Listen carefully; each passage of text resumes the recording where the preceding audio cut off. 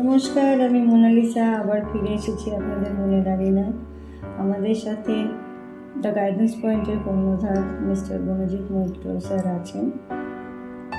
আজকে আমাদের টপিক হবে পার্সোনালিটি। স্যার, পার্সোনালিটি নিয়ে কিছু প্রশ্ন আছে স্যার, করবো? আচ্ছা, অবশ্যই। স্যার, পার্সোনালিটির বিষয়টা আসলে কি? পার্সোনালিটি বা ব্যক্তিত্ব বিষয়টা আসলে কি? স্বকীয় বিশেষত্বের মধ্যে দিয়ে যা অভিব্যক্ত হয়, আর ব্যক্তিত্ব হলো ব্যক্তির সকল বৈশিষ্ট্যের সামগ্রিক রূপ। তাহলে কি দাঁড়াচ্ছে বিষয়টার মধ্যে যেটা দাঁড়াচ্ছে যে ব্যক্তিত্ব হলো ব্যক্তির সকল বৈশিষ্ট্যের একটা সামগ্রিক রূপ কিন্তু সেখানে রয়েছে। এবং এই যে পার্সোনালিটি, সেই personality then is the style or form of behaviour. পরিবেশের সঙ্গে আমরা চলি, সেই পরিবেশের সঙ্গে চলতে চলতে ব্যক্তির কিছু বিশিষ্ট, কিছু অপরিবর্তনীয় ধরনের কিন্তু আমরা দেখি সমন্বয় তার সাধন হতে থাকে। এবং ব্যক্তিত্ব ব্যক্তির মানসিক প্রতিক্রিয়া সমূহের একটা ডাইনামিক, একটা গতিময় সংগঠন, যেখানে পরিবেশের সঙ্গে কিন্তু তাকে একটা অনবদ্যভাবে অভিযোজন করতে হয়। এবং এই যে ব্যক্তিত্বটা, সেই ব্যক্তি মানুষের কতগুলো গুণবাচক বৈশিষ্ট্য কিন্তু সেখানে ধরা পড়ে। এবং ব্যক্তিত্ব কিন্তু কেবলমাত্র একটা দৈহিক কাঠামোর সঙ্গে যে যুক্ত আছে তা কিন্তু নয়। ব্যক্তিত্ব শুধুমাত্র যে একটা দৃশ্যমান হলেও কিছু কিছু জায়গা কিন্তু সেই ব্যক্তিত্বের মধ্যে গুপ্ত অবস্থায় থাকে। এবং ব্যক্তিত্ব কিন্তু মানুষকে স্বতন্ত্র করে তোলে। এবং প্রত্যেক ব্যক্তির ক্ষেত্রে এই ব্যক্তিত্বের কিন্তু একটা আলাদা রকম বৈশিষ্ট্য সেখানে কিন্তু চলে আসে। কেন এটা আসে? তার কারণ হচ্ছে, আমরা যখন পরিবেশের সামনে যাই তখন আমরা সেই পরিবেশে অন্যের কাছে নিজেকে যেভাবে উপস্থাপিত করি বা করতে চাই, সেখানে কিন্তু অনেকগুলো আমাদের অভিযোজিত মিথস্ক্রিয়ার বৈশিষ্ট্য থাকে, যেগুলোকে মিলিয়ে একটা রূপ তৈরি করে, একটা শেপ তৈরি করে। এবং সেইভাবেই আমরা কিন্তু সেই জায়গাতে একটা প্রেজেন্টেবল অ্যাক্সেস আনতে চাই। এবং আরও একটা দিক হচ্ছে, কতগুলো সোশ্যাল এলিমেন্ট থাকে এই পার্সোনালিটির জন্য। কি থাকে সেগুলো? একটা থাকে বায়োলজিক্যাল ফ্যাক্টর, একটা থাকে সাইকোলজিক্যাল ফ্যাক্টর, আর একটা থাকে হচ্ছে কালচারাল ইনফ্লুয়েন্স। এটা কিন্তু থাকছে, যেটাকে আমরা বলছি সোশ্যাল এলিমেন্টস অফ পার্সোনালিটি। আরও একটা দিক আছে যেখানে পার্সোনালিটি তৈরি হওয়ার ক্ষেত্রে দেখা যায়, যেখানে স্ট্রাকচার অফ পার্সোনালিটি, এই স্ট্রাকচার অফ পার্সোনালিটি তৈরি হয় হচ্ছে ইগো এবং সুপার ইগোর মধ্যে দিয়ে। আমরা ইগো কথাটাকে জানি হচ্ছে অহং, আমরা সুপার ইগোকে জানি হচ্ছে আমাদের বিবেক, এবং কথাটাকে আমরা জানি ইন্টারনাল ড্রাইভস। যে ইন্টারনাল ড্রাইভসের দুটো দিক আছে, একটা প্লেজার প্রিন্সিপাল আর একটা রয়েছে হচ্ছে থ্যানাটস, অর্থাৎ ইরস এবং থ্যানাটস নিয়ে এটা তৈরি হয়। যখন বিকাশ হতে থাকে, অর্থাৎ ডেভেলপমেন্ট অফ পার্সোনালিটি আসে, তার কতগুলো ফেজ আছে, যেরকম ওরাল ফেজ আছে, অ্যানাল ফেজ আছে, ফলিক ফেজ আছে এবং জেনিটাইল ফেজ আছে। আর আরও একটা দিক আছে যেটাকে আমরা বলি ডাইনামিক অফ পার্সোনালিটি, তার সঙ্গে কিন্তু মিশে আছে হচ্ছে ইনস্টিংক্ট। এখন এই যে এই পার্সোনা কথাটাকে কিন্তু এসেছিল হচ্ছে একটা মুখোশ থেকে। মানুষ যখন চলতে থাকে সেখানে তার একটা ওই মন বুদ্ধির স্তরের কিন্তু খেলা চলে। মানুষ যখন চলতে থাকে, মানুষ যখন পরিবেশের সামনে আসে, এবং আমরা দেখি যে তুমি অন্যের কাছ থেকে যেরকম ব্যবহার প্রত্যাশা করো, তুমি তার প্রতি সেই রূপ ব্যবহার করো, এই কথা কিন্তু আমরা শুনি। এবং মানুষ কিন্তু এই আঙ্গিকে চলতে থাকে। এবার অনেকগুলো জায়গা আছে যেখানে যেখানে তার সেই পার্সোনালিটি বা মুখোশের যে মোড়কটা নিয়ে মানুষ প্রেজেন্টেবল হয়, সেটা কি হয় না ব্রেক করে যায়। এবং সেই ব্রেক করার জন্য কিন্তু যেগুলোর মূল কারণ থাকে সেটা হচ্ছে ব্যক্তির যদি তার মধ্যে কোথাও দুশ্চিন্তা থাকে, ব্যক্তির মধ্যে যদি কোথাও পীড়ন থাকে, যদি ডিপ্রেশন থাকে, এরকম অনেকগুলো দিক থাকে। এবং অনেক জায়গায় থাকে সোশ্যাল ফোবিয়া থাকতে পারে, মিক্সড অ্যাংজাইটি থাকতে পারে, অনেকগুলো দিক থাকে। সেগুলো যখন ব্যক্তির মধ্যে একটা কোলাহলের চিত্ররূপ রচনা করে, তখন কিন্তু তার পার্সোনালিটিটা ব্রেক হয়ে যায় এবং তার আচার আচরণের মধ্যে তখন কিন্তু একটা অসঙ্গতি ধরা পড়ে এবং তার সেই ভিতরের যে ইমেজটা সেটা কিন্তু বের হয়ে আসে। তখন সেটাকে কিন্তু ম্যাডাম একটু আমার বলার আছে এখানে, যে সেখানে কিন্তু তার আর পার্সোনালিটির যে রূপটা সেখানে কিন্তু আসে না, তখন তার সেই নিজত্বের রূপটা চলে আসে। ঋষি অরবিন্দ তিনি দেখাচ্ছেন সাবিত্রী বইতে, সেখানে তিনি দেখাচ্ছেন once keep in his mind knows alone, our outward happening have their seeds within. কথা কিন্তু তিনি বলছেন। এইটা হচ্ছে মূলভাবে বলতে গেলে আমরা বলতে পারি যে পার্সোনালিটি হচ্ছে ব্যক্তির এমন একটা সামগ্রিক বৈশিষ্ট্য এবং ব্যক্তি তার ব্যক্তিত্বের মধ্যে দিয়ে নিজেকে যেভাবে সম্প্রকাশ করে এবং সেটিকে সে যেভাবে বিবর্তিত এবং নিজের আঙ্গিককে মেলে ধরে, সেটাই হচ্ছে তার নিজত্ব বা নিজস্বতা। Okay sir.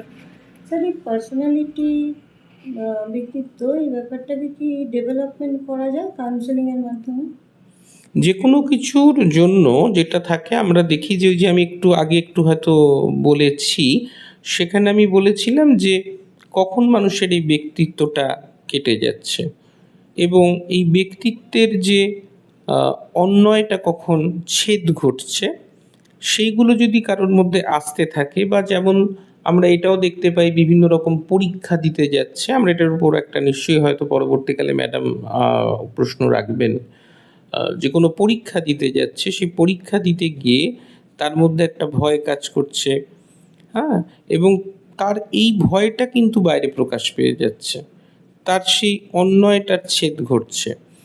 এবং যে কোনো গাইডেন্স বা যে কোনো কাউন্সিলিং যখন আমরা ওই দেখি যে তার ওই বোধের জগতের মধ্যে এলোমেলোত্বের অনুপ্রবেশ রয়েছে, সেইটাকে ঝাড়াই বাছাই করা হয়।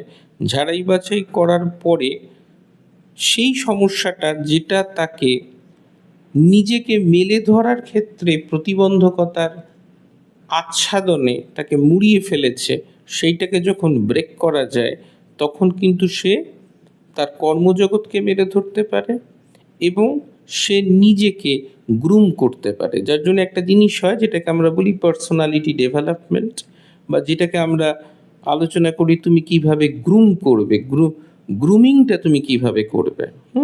এবং সেখানে কিন্তু সেই ব্যক্তিত্বেরও একটা গ্রুমিংয়ের প্রয়োজন আছে। অর্থাৎ তোমার মধ্যে যে চলাচলটা চলছে, যখন তুমি আউটার সেই মানচিত্রে গেলে, তখন তোমার মধ্যে দিয়ে যে অভিনিবেশটা প্রকাশিত হবে, সেটা অবশ্যই কিন্তু গাইডেন্সের দ্বারা এবং মনস্তত্ত্বের আলোকের যে কাউন্সেলিং, সেটার মাধ্যমে কিন্তু অবশ্যই সেখানে সুফল মেলে।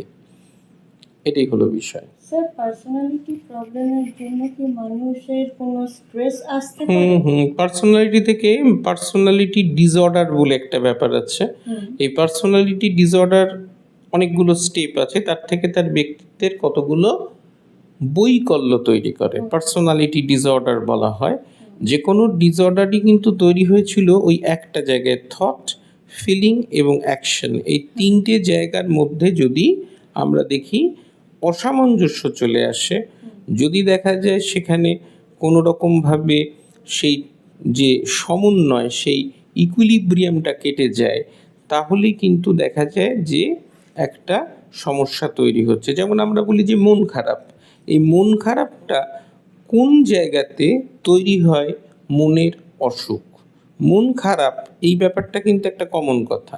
এই মন খারাপ কোন জায়গায় গিয়ে, কোন এপিসোডে বা কোন অংশেতে গিয়ে সেটা তার দৈনন্দিন কাজকর্মকে বিঘ্নিত করছে, দৈনন্দিন জীবনের বেঁচে থাকার আনন্দকে তার উড়িয়ে দিচ্ছে, এবং সে যে কাজটা করে বা যে কাজটি সে করছে তার মধ্যে একটা এলোমেলোত্ব নিয়ে আসছে, তখন কিন্তু তার সেই মন খারাপটাই হয়ে যায় একটা মনের অসুখ, বা পরবর্তীকালে কোনো জায়গায় সেখান থেকে হয়তো একটা বৈকল্য তৈরি করতে পারে। ঠিক সেই রকম পার্সোনালিটি ডিসঅর্ডার এইটাও কিন্তু মানুষের এমন একটা দিক যেখানে সেই মানুষ তার নিজত্বের গুণবাচক যে বৈশিষ্ট্যটা রয়েছে, নিজত্বের যে গ্রুমিং যে বৈশিষ্ট্যটা রয়েছে, সেগুলো কিন্তু কেটে যায়, এবং সেই কেটে যাওয়াটাকেও কিন্তু অতি অবশ্যই সমাধান করা যায় গাইডেন্সের দ্বারা, এবং অবশ্যই করা যায় সেটা কাউন্সিলিংয়ের দ্বারা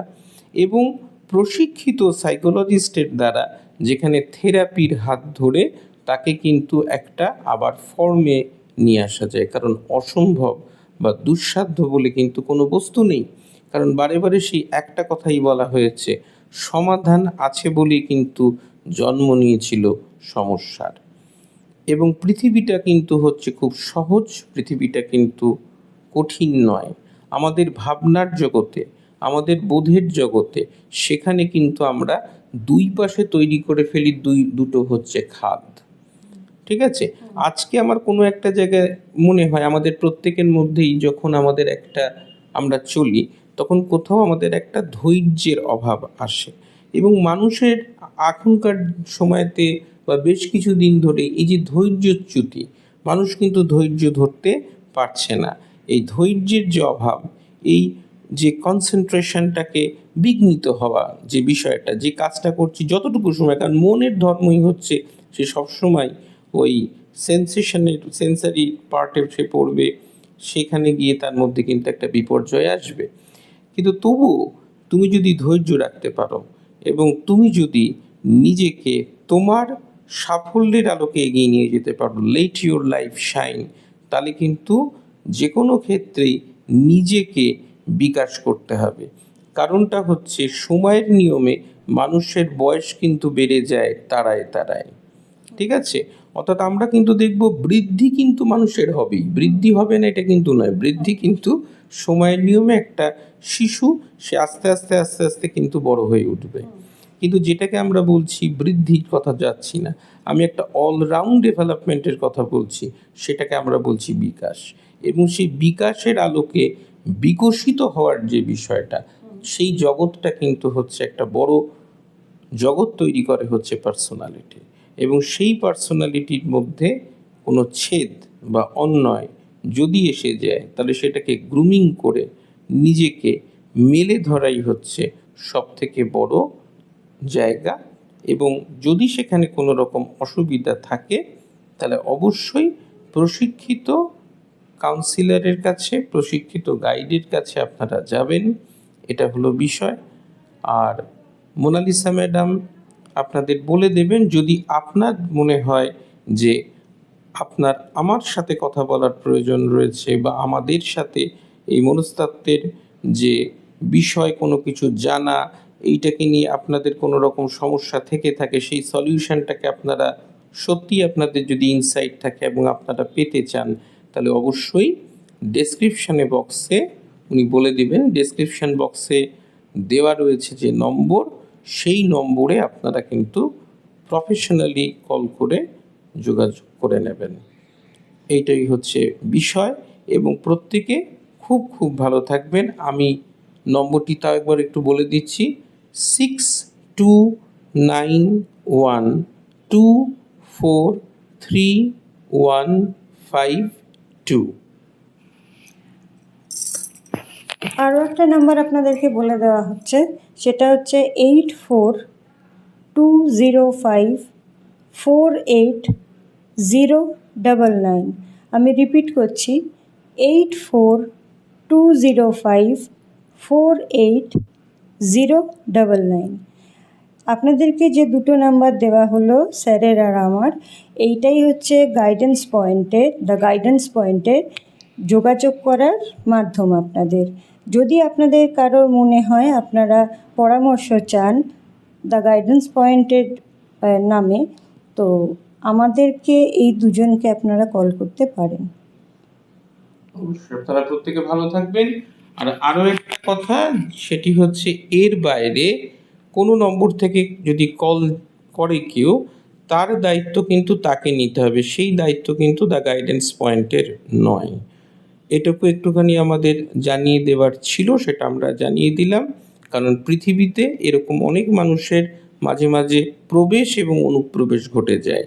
তো সেটা আপনারা বুঝতেই পারছেন, আপনাদের প্রত্যেকের মধ্যেই কিন্তু এই বোধটা রয়েছেন, কারণ ঈশ্বর আপনাদেরকে সুস্থির হওয়ার আত্মা দিয়েছেন, ঈশ্বর আপনাদেরকে বোধ এবং বুদ্ধির আত্মা দিয়েছেন, আমাদের প্রত্যেককেই দিয়েছেন। তাই আমরা আমাদের বর্তমান এবং সামনের দিনকে যাতে সে ঈশ্বরের ব্লেসিংসের দ্বারা এবং আমাদের সামনে আমাদের আত্মশক্তির দ্বারা আমরা এগিয়ে যেতে পারি, সেইটি আমাদের একমাত্র লক্ষ্য। এবং প্রত্যেকে খুব খুব ভালো থাকুন শরীর এবং মনে, এবং প্রত্যেকে সুস্থ থাকুন। এবং ঠাকুর শ্রী রামকৃষ্ণের কথায় বলতে হয়, প্রত্যেকে থাকুন রসবশে। ধন্যবাদ, সবাই খুব খুব ভালো থাকবেন। আজ তাহলে এইটুকুই। নমস্কার। আবার নমস্কার। তাড়াতাড়ি ফিরে আসবো আপনাদের মনে না নিয়ে। ধন্যবাদ।